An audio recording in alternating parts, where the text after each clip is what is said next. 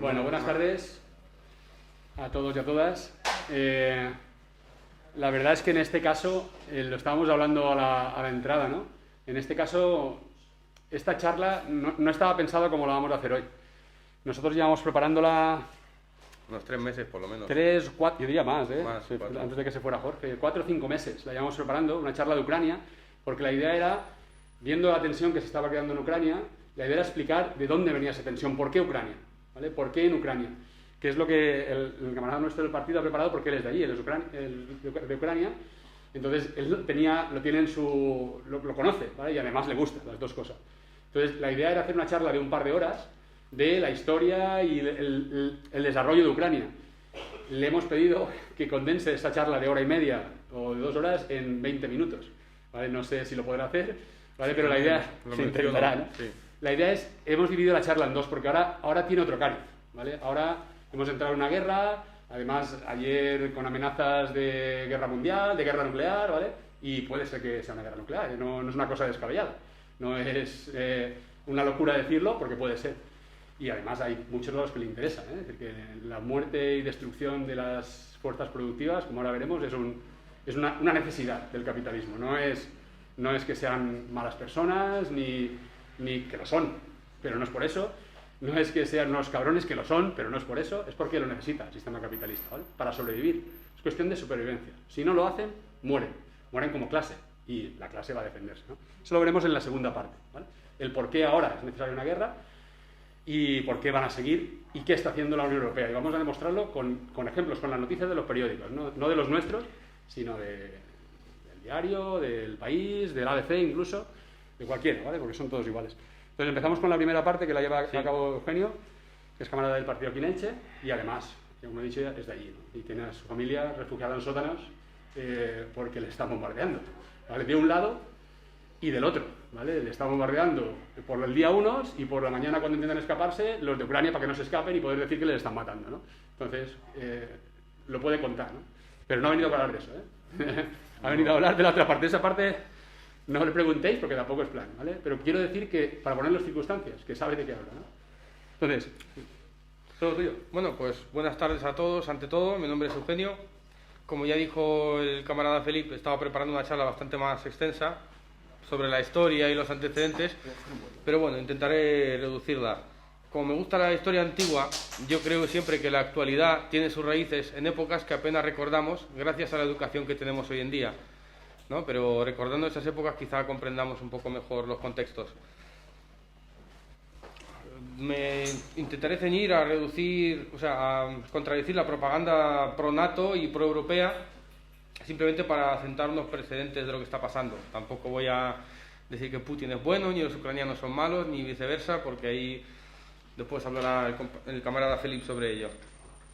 Desde 2014 Ucrania es gobernada por los burgueses más reaccionarios y radicales, unos fascistas que para defender sus intereses particulares devastan el país deliberadamente y no se estremecen al asesinar. Su línea propagandística pretende convertir Ucrania en una nación indivisible basada en la cultura de Ucrania occidental, cambiando su historia e incluso idioma para alejar su pueblo todo lo posible de Rusia, poniendo a traidores y colaboracionistas nazis como héroes nacionales. Pues me gustaría comenzar hablando de 3 países hermanos que serían Ucrania, que está aquí, Bielorrusia, que queda por ahí arriba, y Rusia, que sería toda esta parte de allá.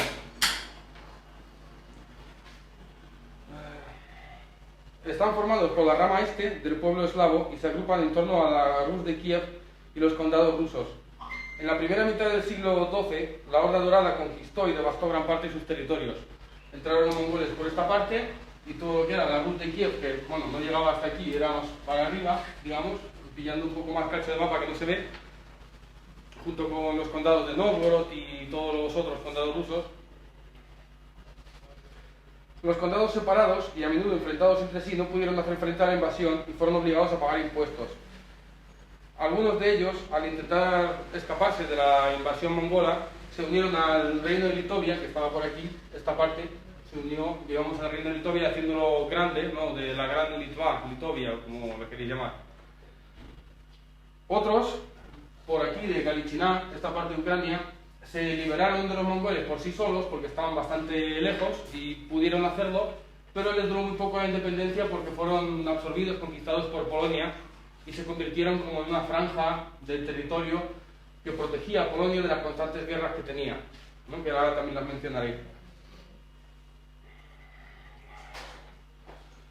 Las tierras centrales siguieron dominadas por el Imperio Mongol hasta que Iván III en 1478 las unificó y expulsó a la Horda Dorada. Unificó prácticamente todo este cacho. Todo esto realmente lo absorbió Rusia. La parte de abajo también llegó a pertenecer a Rusia casi entera.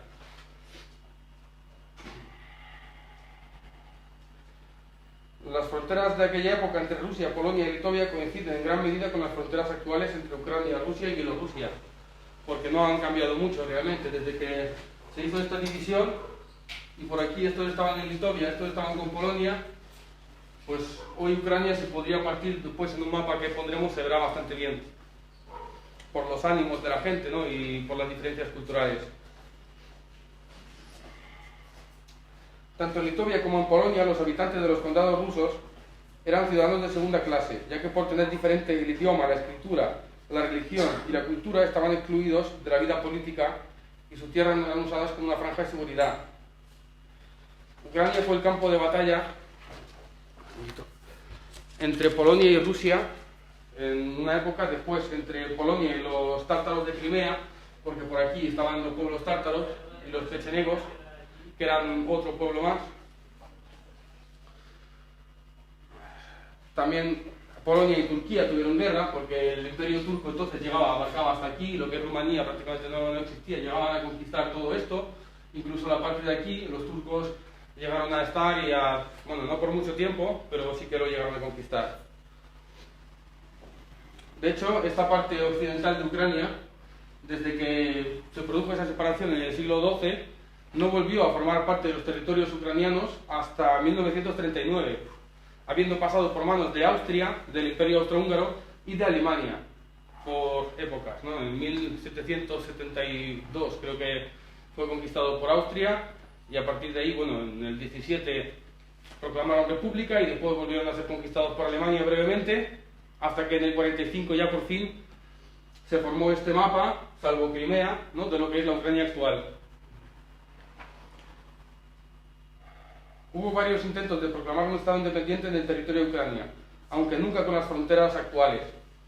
De hecho, después de la revolución del 17 en su territorio se formaron 4 estados diferentes que más o menos tenían pues estos dominios, ¿no? Estas fronteras, pero tampoco duraron.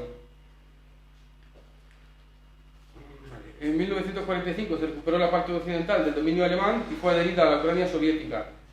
El 19 de febrero de 1954, durante el mandato de Nikita Khrushchev, el Soviet Supremo aprueba un tratado por el cual transfiere la región de Crimea a la administración de la República Soviética de Ucrania, formando así el mapa actual hasta el marzo de 2014, que fue cuando la península de Crimea volvió a unirse a Rusia.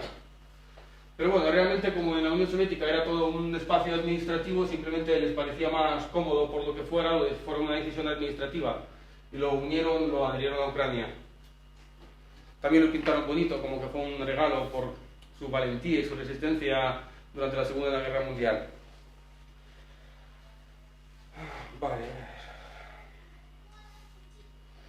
La verdadera soberanía le llegó a Ucrania en diciembre de 1991, tras la firma de los acuerdos de Belaviesna entre Kuchma, Yeltsin y Shushkevich, los presidentes de Ucrania, Rusia y Bielorrusia, que directamente pues separaron y decidieron que cada uno por su lado. A partir de allí el Partido Comunista, entre comillas, porque ya en los 90 realmente el Partido Comunista no era lo que debe ser, fue perdiendo peso en las elecciones y los nuevos burgueses, ahora propietarios de los recursos del país, comenzaron a formar agrupaciones enfrentadas entre sí. Su lucha de poder culminó en el 2004 con la Revolución Naranja, cuando las agrupaciones burguesas del noroeste tomaron el poder, con Víktor Yushchenko y el bloque de los nacionalistas. Ahí podemos cambiar de imagen, por favor. Las elecciones de 2004 estaban muy disputadas, hicieron un recuento, dijeron como que había falsos votos y al final ganó la parte de Víktor Yushchenko, aunque al principio había ganado Yanukovych. Pero bueno, tras los recuentos y tal, y Ucrania quedó dividida prácticamente así como se ve en el mapa, con naranja y azul, en, podemos decir, pro-nacionalistas, no pro-europeos, y pro-rusos, que eran la gente que, bueno, pues quería seguir más o menos como estaban antes.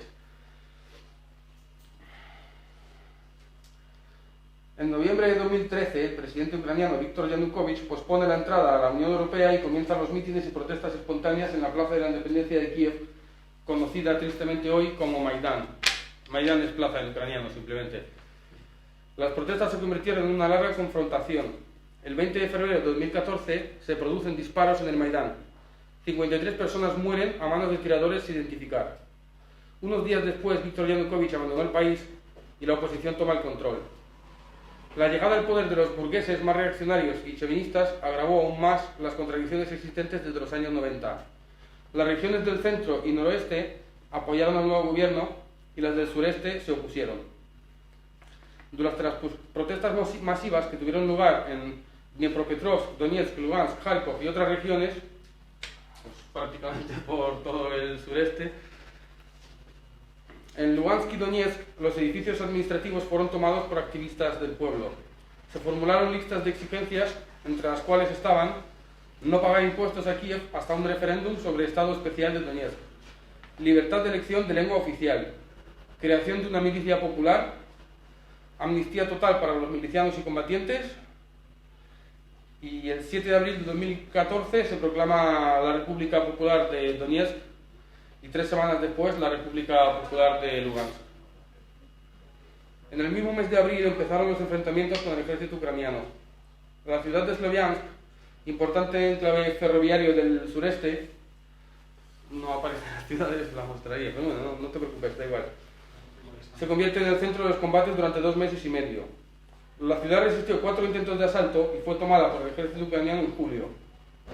El 11 de mayo tuvieron lugar los referéndums para la autodeterminación, en los cuales el porcentaje de sí fue del 89% en Donetsk, del 96% en Lugansk, y al día siguiente se proclamó la soberanía de las 2 repúblicas.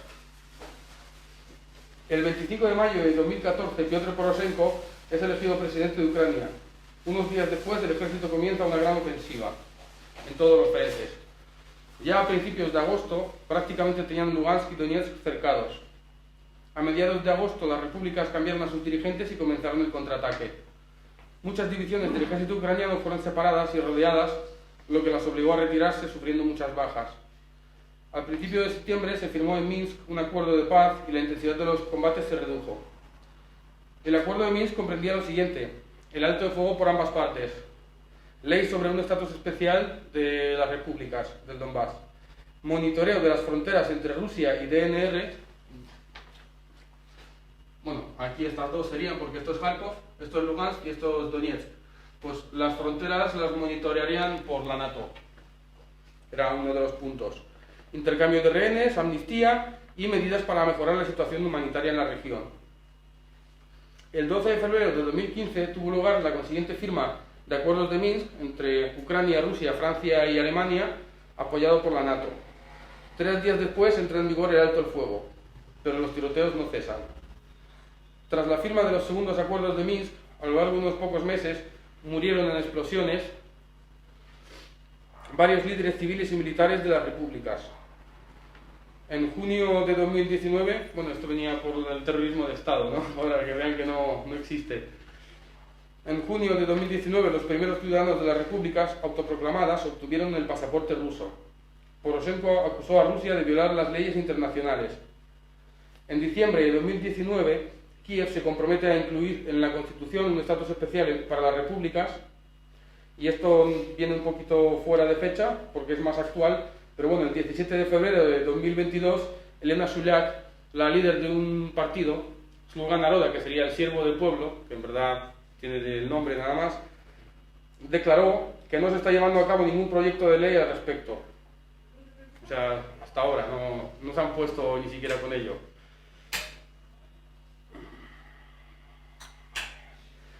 En 2021 se intensifican los combates, ambas partes se acusan mutuamente de quebrantar los acuerdos. A finales de abril de 2021, los líderes de las repúblicas de Lugansk y Donetsk invitaron a Zelensky, el nuevo presidente de Ucrania, a Donbass para intentar llegar a un acuerdo.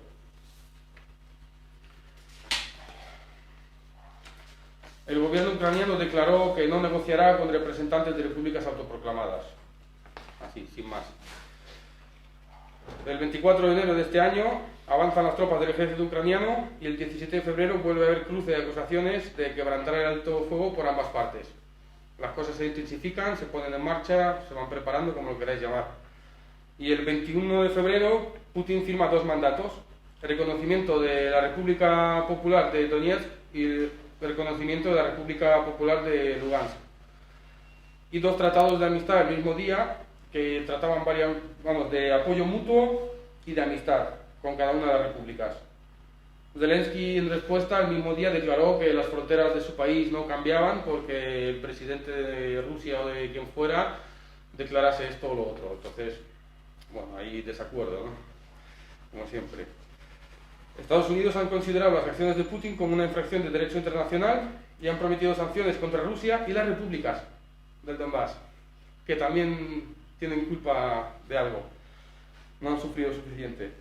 En la madrugada del 24 de febrero, Putin lanzó el tristemente conocido discurso y comenzó la guerra de Ucrania, aunque para aquel entonces la guerra en el Donbass llevaba ya 8 largos años. Entonces ahora todo el mundo, en boca de todos, está la guerra de Ucrania, pero queríamos que se sepa que no empieza aquí y que para otros pueblos durante 8 años ya están viviendo la guerra, el sufrimiento y la destrucción.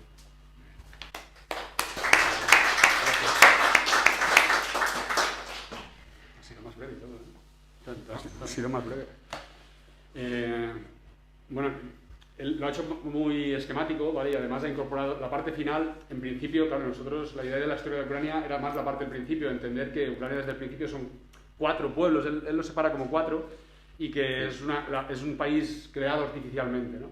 Después, es decir, cuando lo recupera como quizá la URSS, ¿no? Es el primero que lo unifica. Entonces, que se entendiera eso, por lo tanto es un país en el cual se puede jugar, el imperialismo puede jugar bien a desestabilizar, hacia un lado o hacia otro, ¿no? Ahí se ve muy bien qué repúblicas se ganan su independencia. ¿Por qué quieren la independencia? El 90% de votos, ¿sí? Es casi todo. De hecho, hacen un referéndum y en todas, evidentemente, gana que se vayan con Rusia, porque ya ganaba, ¿no? El presidente. Hay vídeos de manifestaciones donde grita la gente Donetsk es Rusia o claro. Lugansk es Rusia. Entonces, si lo corean masivamente, creo que no. De hecho, las 3 de abajo, la que tiene el 70% es Odessa, ¿verdad? No, es de las 51. ¿51 o 66. 66, ¿no? Me refiero que Odessa también lo intentó y sabéis que acabó con 45 sindicalistas muertos quemando el edificio, ¿no? de Odessa. No sé si lo llegasteis a ver, pero vamos, que acabó... 48, ¿vale? Además, otra de las acciones del gobierno nacionalista. Claro, además los quemaron y encendieron el edificio, hay vídeos por ahí, no tenéis que creerme, se pusieron bajo a dispararle a los que intentaban saltarle las ventanas, ¿vale? Para que no quedara ninguno vivo. De todas maneras, si a alguien le interesa un poco en profundidad el tema de la historia de los pueblos ucranianos, de cómo se han ido juntando, separando y culturalmente cómo han ido conviviendo y luchando entre ellos, pues haré con el tiempo el discurso, el trabajo que tenía planeado, un poco más largo, más extenso, pasándome un poquito más concretamente con nombres, fechas, porque también quería mencionar a algunos héroes ucranianos como, por ejemplo, Stepan Bandera, que últimamente lo llevan todos ahí en retratos, fue un colaboracionista nazi que mataba a su propio pueblo.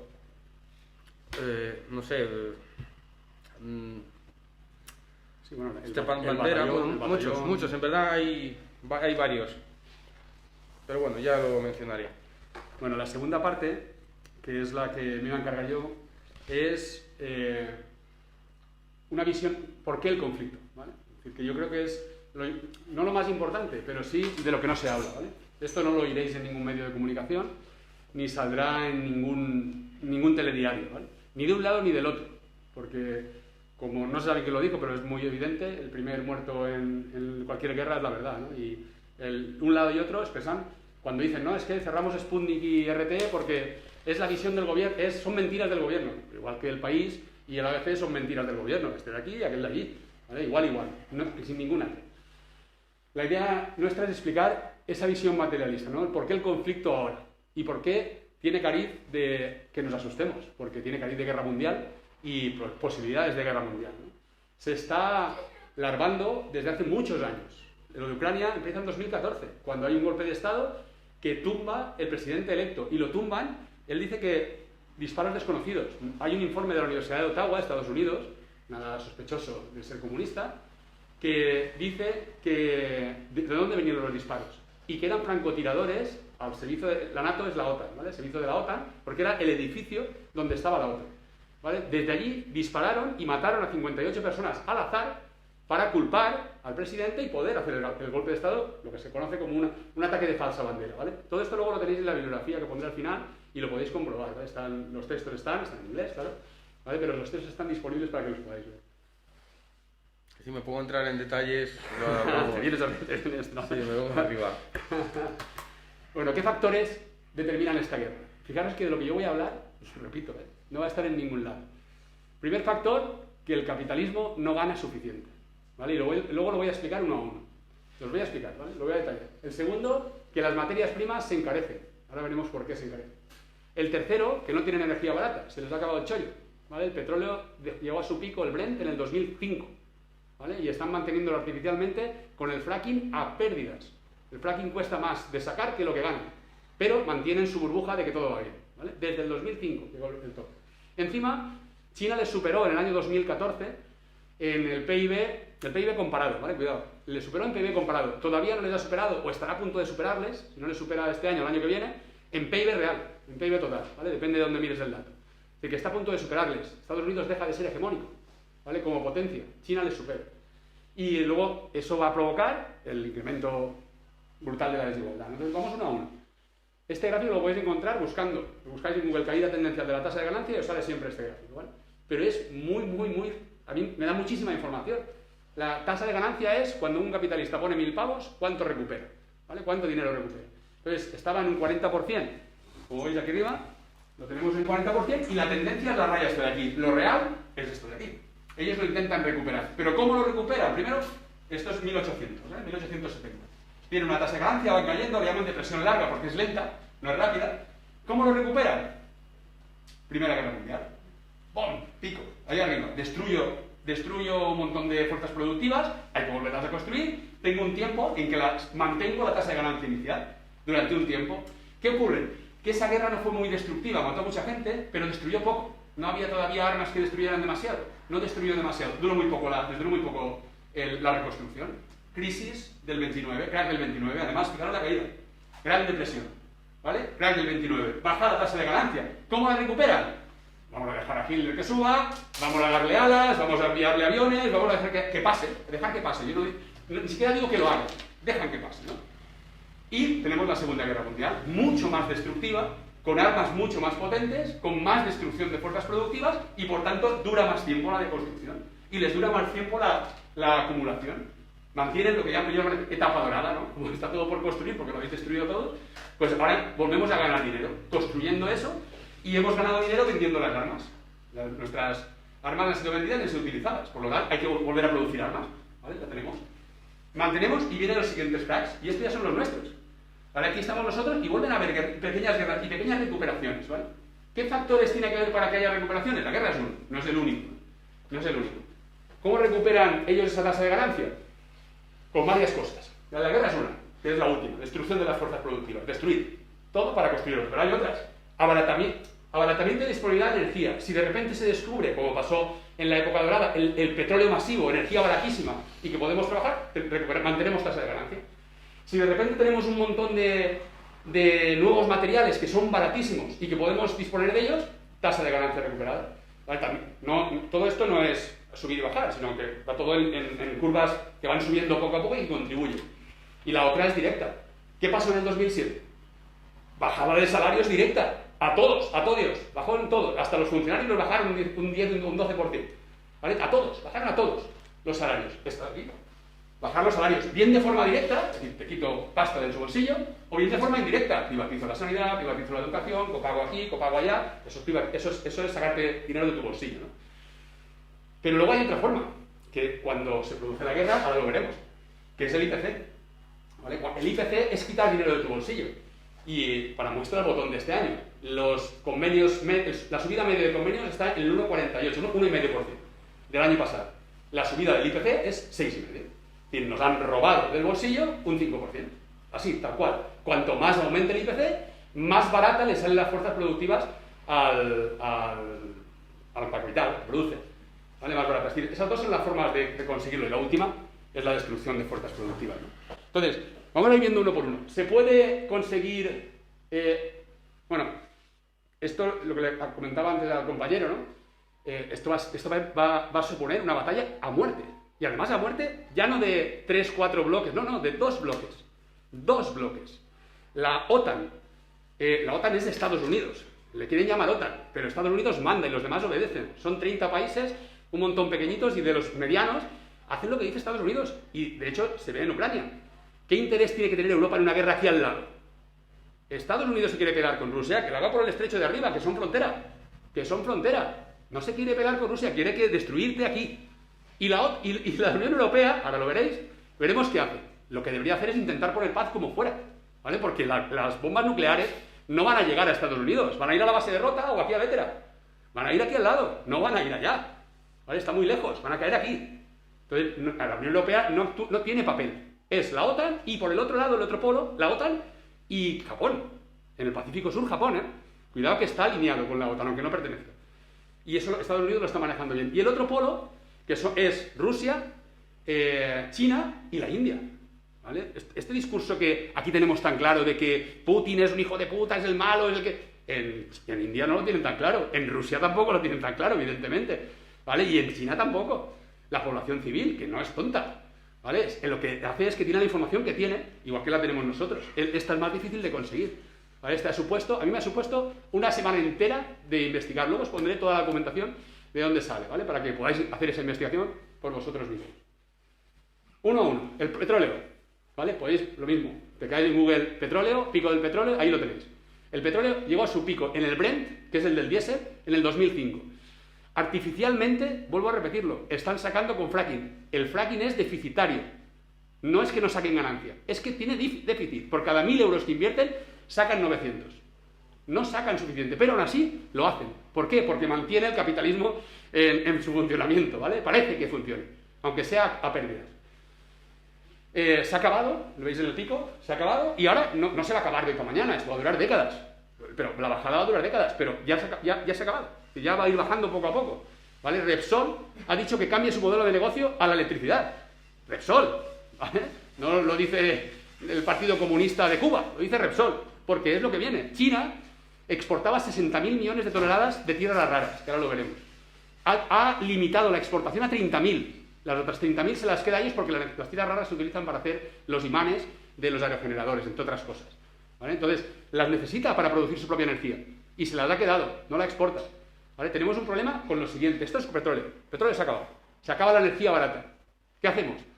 No lo sé. Yo os pongo el libro ahí un libro de Antonio Turiel que se llama Petrocalipsis, que es muy bueno. Antonio Turiel es físico en el CSIC, ¿vale? El Centro de Investigaciones Científicas. El análisis es muy bueno. Las posiciones políticas son vomitivas, porque no tiene sentido, ¿vale? Pero en lo que es experto él, el análisis es muy bueno. No hay casi ninguna energía que pueda sustituir al petróleo. Y eso es un problema grave para el capitalismo. La electricidad no puede sustituir al petróleo. Necesitaríamos muchísimo cobre, ¿vale? Y ahora viene la siguiente. Esto es de este libro de aquí, Tanatia, ¿vale? Los límites de los minerales del planeta, de una hija y un padre, Valero, Antonio y Alicia Valero. Este libro sitúa que no solo es el petróleo, todos los materiales, estos son los usos de los materiales. No da igual que no veáis qué son. Hierro, yeso, aluminio, roca fosfórica, esto es lo que usamos. Fijaros el crecimiento exponencial que tiene esto. Esto no tiene una curva lineal, ¿vale? Tiene un crecimiento exponencial. Y yo os voy a poner el ejemplo que pone en el libro que a mí me encantó, porque no somos conscientes de lo que significa el crecimiento exponencial. Exponencial, sí, él lo pone con un ejemplo. Imaginaos el Camp Nou, ¿vale? El Camp Nou, porque todo el mundo lo tiene en mente, 250 metros de largo, 150 de ancho y 60 de alto, ¿vale? Bicharra. Cae una gota en el primer minuto, una gota, de un gotero. En el segundo minuto, 2, ¿vale? En el tercer minuto, 4, exponencial, ¿vale? En el cuarto minuto, 8, son gotas, ¿vale? ¿Cuándo se llena el campo? ¿Cuándo creéis que se llena? Claro, yo por lo menos pienso que dices, tardará un día y medio, ¿vale? En el minuto 44 o 42, no recuerdo, pero de ese orden, estaba el campo lleno, pero por arriba, ¿eh? Los 50 metros de campo llenos, ¿vale? Pero lo curioso es que cuando tú, con la primera gota ni la ves caer en el Camp Nou, cuando tú ves que hay 4 dedos, que hay 10 centímetros, es el minuto 36, amigos. Ya no puedes ni salir del campo, porque ya estás muy alto. Entonces nos está pasando esto. Estamos en el minuto 36, lo vemos, no nos lo creemos, ni siquiera empezamos a salir del campo. Hay que empezar a salir del capitalismo. El campo es el capitalismo. Hay que empezar a salir, porque esto no está vendiendo nuestros recursos, está vendiéndolos de nuestros hijos y nietos. El cobre en la tierra hay el que hay, igual que el petróleo. Hay el que hay. Y cuando se acabe, se ha acabado. No hay más. Se van descubriendo nuevos yacimientos, pero como con el petróleo, los que se descubren por los que se agotan, y los que se descubren cuestan más de sacar, están más hondo. Y además hay menos material, porque si hubiera más, se hubieran sacado antes. No sé si me explico. ¿Vale? Es decir, que no solo se acaba el petróleo, se acaban también, si quisiéramos hacer el desarrollo con electricidad, necesitaríamos este de aquí, el cobre, que con el desarrollo del año 2017 se acababa en el 2091. ¿Vale? Si le seguimos aumentando esto se viene para acá. ¿Vale? Se viene para acá y se contrae. Pero es que tenemos el manganeso que se acaba en el 2020. Las tierras raras, que de momento solo hay yacimientos fuertes en China, están casi agotadas. No podremos producir imanes de neodimio cuando lo tengamos. Y por lo tanto no podremos utilizar la energía eólica tal cual la utilizamos ahora. Así que no es tan fácil la transición a otra energía. ¿Vale? No lo tiene fácil. Ni siquiera los materiales, que se encarecen. Yo os emplazo que miréis, bueno, lo tengo luego, el precio. El precio de la madera, el precio del hierro, el precio de todo. Está para arriba, ¿vale? Está para arriba. Porque saben que se acaba, ¿vale? Es decir, que tampoco puede recuperar, no puede recuperar por la energía barata, no tiene. No puede recuperar por los minerales, se le han acabado. Lo otro es que China supera a Estados Unidos. A ver si sale, porque es un vídeo muy chulo. ¿Vale? Es un vídeo donde se ve el PIB de los distintos países. Entonces lo voy a avanzar porque es todo lo mismo. Y le voy a poner que vaya a doble velocidad. Entonces simplemente se ve como esto es India, ¿vale? Para que os quedéis con los colores, y China, a ver dónde está, que no lo veo ahí, y China está aquí, ¿vale? China está aquí, veis que va subiendo, estaba aquí abajo, y ido subiendo. China tiene un crecimiento, le llaman el tigre asiático, pero recordar, o algo así, ¿no? Un crecimiento de un 13%, entonces un 13% anual, volvemos a la exponencialidad, un 13% anual, ¿vale? Va subiendo, fijaros como a partir de aquí se lo comen, y estamos en 2005. En 2014, el PIB atravesado por el PBA, es decir, el PIB teniendo en cuenta la cesta de la compra de cada país, superó China a Estados Unidos en 2014. ¿Vale? En datos de su propia Reserva Federal. Si lo miráis el Fondo Monetario Internacional, antes. El BCE, antes. En el fondo, ¿veis? Ha superado. Y China vuelve a ser la primera potencia. Es decir, que Estados Unidos necesita marcar pecho, decidir terreno. ¿Vale? Porque eso va a implicar que si no, se le comen todos los mercados. ¿Vale? Y volvemos a esta. Entonces, ¿qué les queda para remontar la tasa de ganancia? Una guerra mundial. Matar a media humanidad y destruir fuerzas productivas. Solo les queda eso. Y esto es lo que yo digo, ¿vale? Entonces, como yo quiero que veáis lo que pasa, lo que hago ahora es la realidad como criterio de verdad. Esto es lo que yo digo que va a pasar. ¿Qué está pasando en el mundo? ¿Vale? He colocado las noticias de los últimos 3-4 días. No hace falta ni irse más lejos, ni 3-4 días. El IPC, no al 6,5, al 7,4. Y la ministra de Economía diciendo que nos preparemos porque viene más. ¿Vale? Porque viene más. ¿Por qué viene más? Porque la energía se ha disparado, 341 euros el megavatio. Sabéis que estaba a 200 y pico, que ya era una burrada, porque no pasaba de 50 normalmente, 50, 80 estaba por ahí, se puso a 200, una barbaridad, hoy a 351. Esto es de ayer, ¿vale? 341 euros el megavatio. La energía, y la energía afecta a todo lo que se desplaza, todo lo que se mueve, todo lo que se produce, todo. Pero es que además, aquí a la derecha tenéis otras mercancías. No sé si lo leéis, pero lo leo yo. El 29, esto es desde enero a marzo, del 1 de febrero al 1 de marzo, en un mes. 29% del trigo. El 30% ha aumentado el trigo en un mes. Y de ahí es donde come toda África. El 20% el maíz. ¿Por qué? porque de aquí sacan biodiesel, ¿vale? Para que nosotros continuemos creyéndonos que todo va bien, van a morirse un montón de peña de hambre. Mucha gente va a morirse de hambre. El 80% de aumento en el aceite de girasol. Y, por extensión, si este ha subido, ha tirado del otro que está aquí abajo, del de soja. El de soja un 18%, ¿vale? Que tiene menos producción. Es decir, ha tirado todo, podéis verlo, el trigo, la soja, toda la plata, el gas un 18%, evidentemente, han cortado el gasoducto, en un mes. Eso va a ser una subida de precios de IPC allá arriba, con lo cual, un abaratamiento de lo que cobramos todos el mes que viene. Y además, no vuelvo a repetir, no lo digo yo, ¿vale? Ahora lo pondré. ¿Qué hacen los países europeos para solucionar el problema? Y esto es lo que os decía antes. Yo os he puesto también en la bibliografía una entrevista de un militar del Euroejército, ¿vale? Es decir, lo vuelvo a repetir, nada sospechoso de ser un revolucionario, ¿vale? Y él decía que no entendía, claro, porque el pobre hombre sigue pensando en la bondad de la gente, de Putin es malo, el otro es bueno.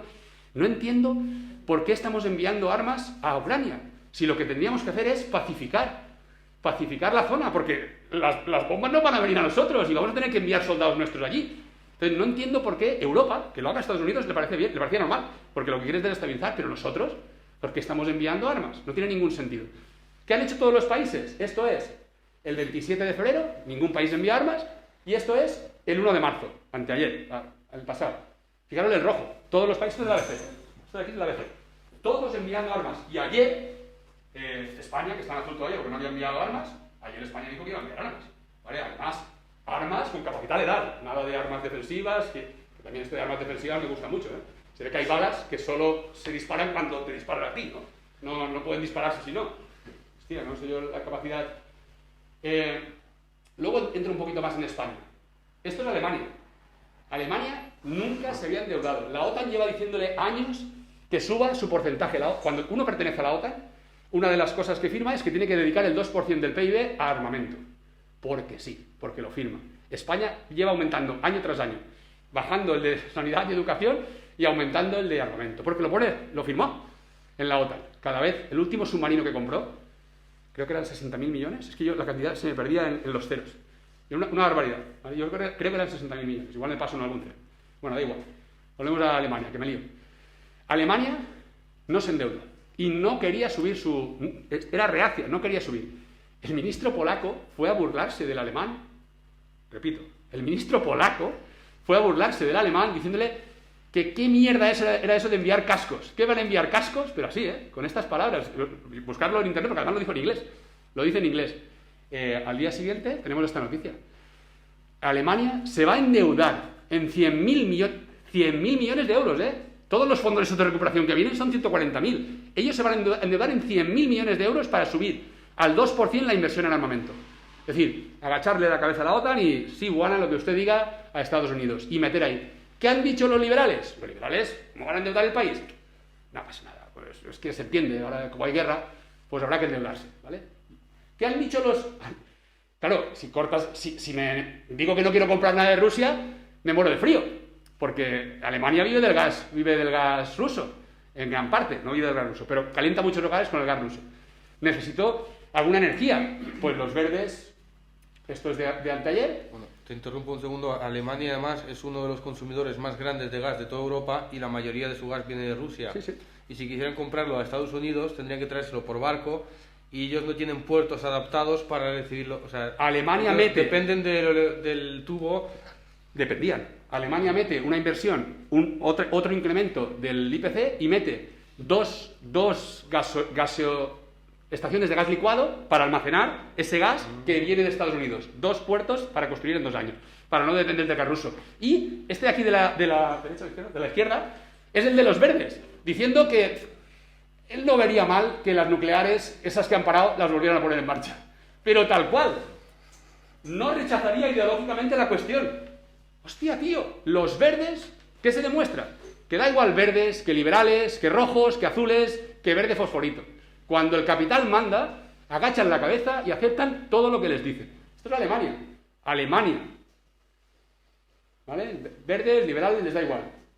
¿Qué hace España? Enviar 1.370 lanzagranadas de carro y 700.000 cargadores, ¿vale? Es decir, enviar armas. que había dicho que no iba a enviar. Y ipso facto, en la misma declaración, sin siquiera sonrojarse, sin preocuparle, el presidente dice que advierte que las sanciones a Rusia existirán sacrificios a los españoles, ¿vale? Es decir, les vamos a enviar armas y claro, ¿quién lo va a pagar esto? Pues lo vais a pagar a vosotros, ¿vale? Que es el objetivo. Que es el objetivo. Que lo pague. Luego hacemos...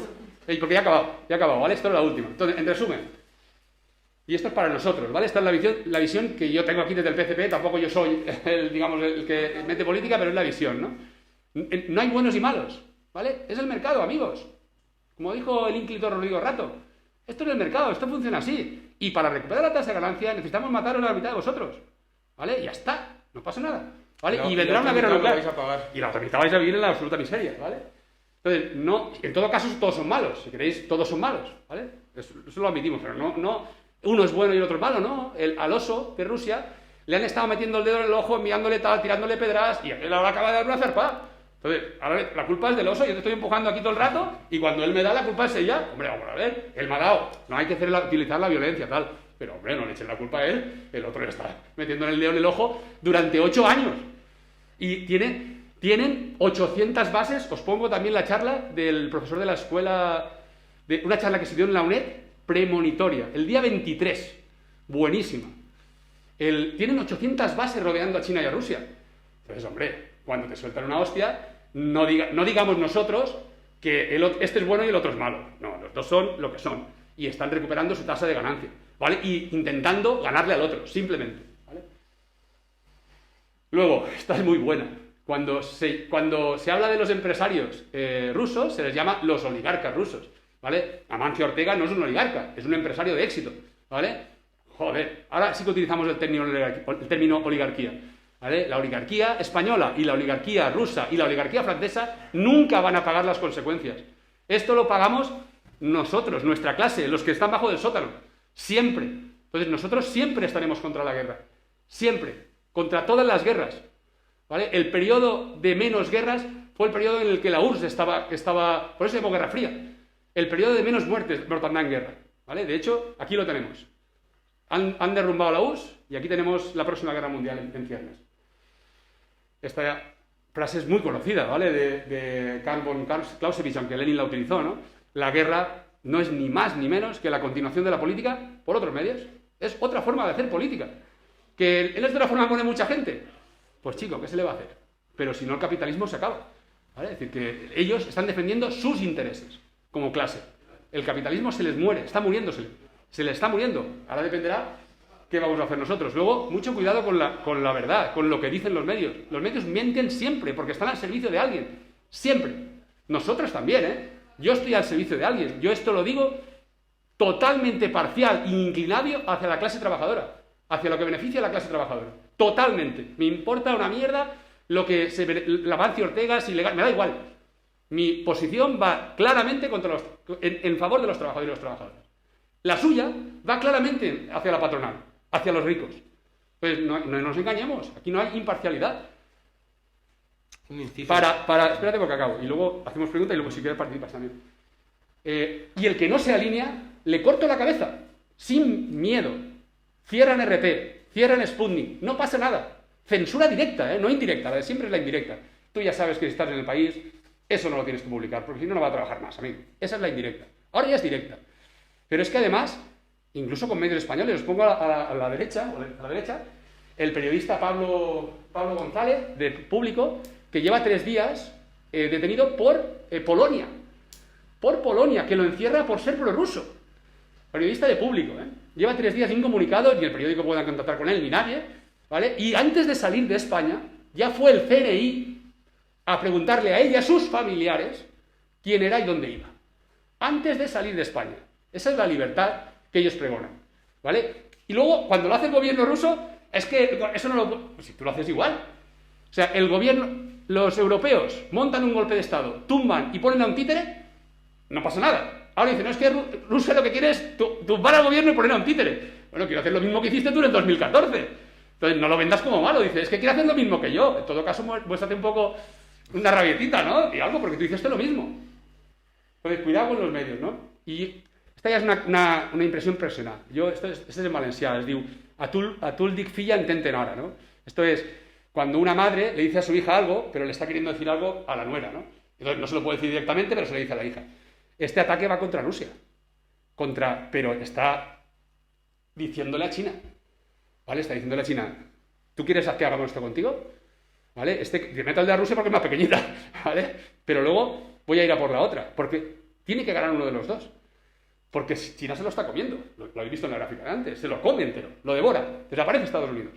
Como antes China era la primera, ¿eh? En 1700 y pico China era la que más PIB tenía.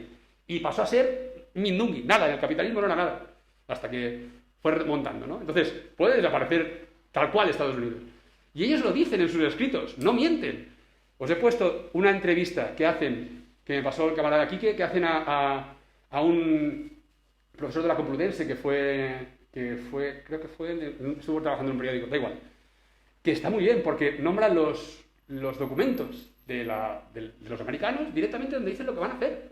O sea, no te lo ocultan, lo publican en la web. Y está en la web, clicáis y descargáis los documentos. Si sabéis inglés, lo leéis, ¿no? Google Translate.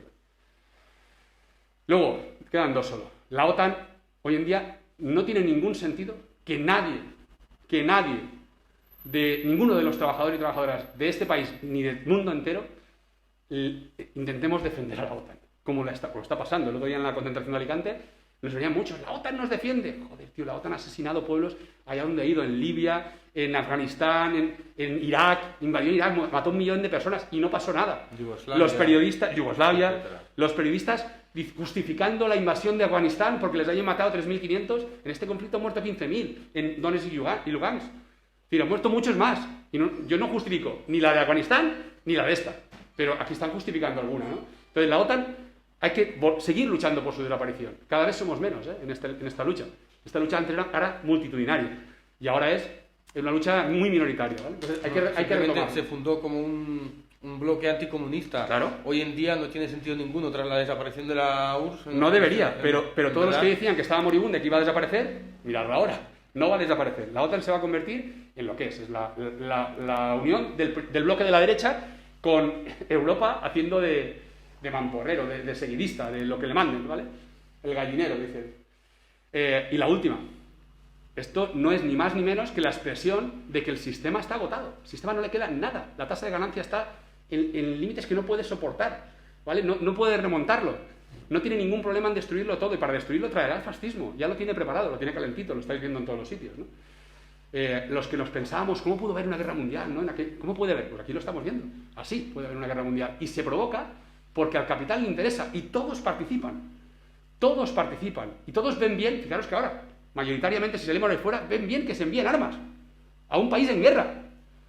Ven bien que se envíen armas. De hecho, se están destinando los presupuestos que Europa tenía reservados para ella, para su defensa, se le han cedido a Ucrania para que los dedique para la suya. O sea, le estamos haciendo préstamos para que compre armas porque no tiene dinero, ¿vale? Entonces, cuidado, yo he puesto ahí la frase de Gramsci, porque en esos claroscuros es donde aparecen los monstruos.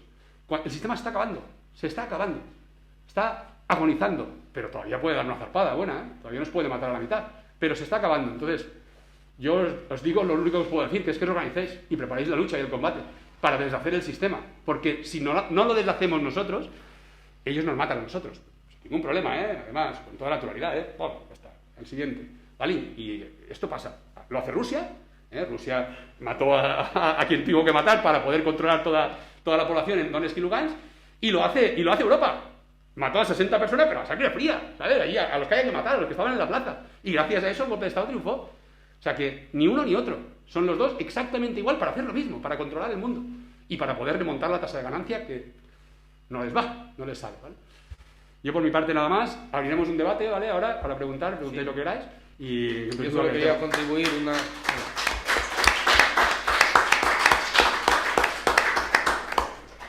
un pequeño aporte sobre, bueno, he escuchado mucho últimamente lo de que en una guerra no hay clases y que toda la población se une.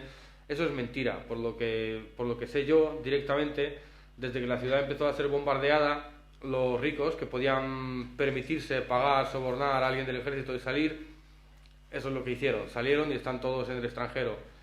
Del gobierno central ni autonómico llevan días sin saber nada. O sea, ni siquiera su propaganda funciona ya, los han abandonado a sus suertes.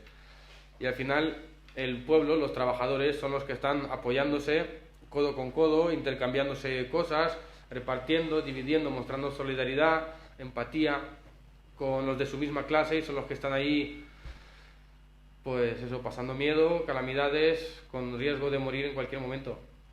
Y los ricos, sin embargo, el gobierno de Ucrania, que lleva muchos años recibiendo todo tipo de ayudas de Estados Unidos y de Europa, destinadas supuestamente al ejército, después ya sabéis cómo funciona eso, ¿no? De cada X miles de dólares que les mandan, pues llegan igual unos céntimos por cada dólar a su destino.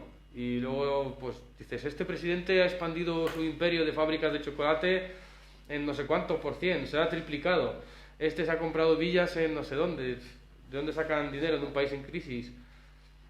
Pues de ahí, de la guerra, que les interesa mucho, que dure y que ellos sigan chupando del bote mientras la gente muere.